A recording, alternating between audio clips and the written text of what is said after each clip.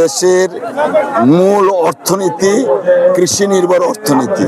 সেই কৃষকদের সমস্যা এবং কিভাবে সমাধান করা যায় সেই জন্যই আজকে আমরা কৃষকের কাছে ছুটে এসেছি কৃষকদের সমস্যাগুলো জানার জন্য। এখানে আমাদের 3 জন এক্সপার্ট আছেন আমাদের এই কৃষি বিষয়ক। আমরা এই বিষয়গুলো অ্যাড্রেস করার জন্য এসেছি। আমাদের রাষ্ট্র মেরামতের যে 31 দফা আছে সেই 31 দফার মধ্যে 27তম দফা কৃষি সম্পর্কে আমাদের বিস্তারিত বর্ণনা দেওয়া আছে। আমরা এই দুর্গাপুর এবং কলমাকান্দার মাটি কেমন মাটি সেই মাটিটা আমরা আগে রিসার্চ বা গবেষণা করা হয়েছে। এইখানে কোন ধরনের বীজ কোন ধরনের ধান উপযোগী সেইগুলো আমরা আইডেন্টিফাই করেছি, কোন ধরনের শস্য উপযোগী সেগুলো আইডেন্টিফাই করেছি।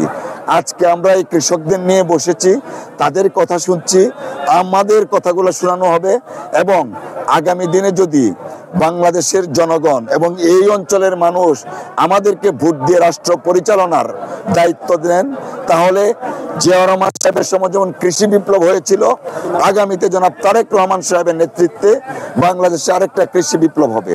আপনারা জানেন ইতিমধ্যে বিএনপির ভারপ্রাপ্ত চেয়ারম্যান জনাব তারেক রহমান সাহেব ঘোষণা করেছেন ইনশাআল্লাহ রাষ্ট্র পরিচালনায় যদি বিএনপি আসে আবারও শহীদ জিয়ার খাল খনন কর্মসূচি আমরা হাতে নিব।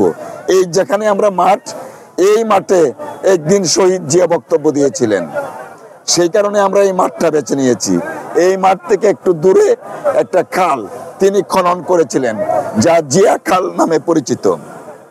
হোল আইডিয়াটা হচ্ছে কৃষকদের মান উন্নয়ন এবং উন্নত কৃষি ব্যবস্থাপনার মাধ্যমে অধিক ফসল ফলন এবং কৃষকের যা প্রয়োজন তার ব্যবস্থা আমরা আমাদের দলের পক্ষ থেকে দেশব্যাপী করব।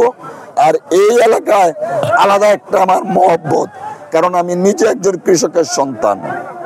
আমি কৃষকের সন্তান হয়ে কৃষকের কষ্টটা আমি বুঝি, কৃষকের প্রয়োজনীয়তাটা আমি বুঝি, সেই জন্য আজকে আমরা এই সমাবেশটা করছি।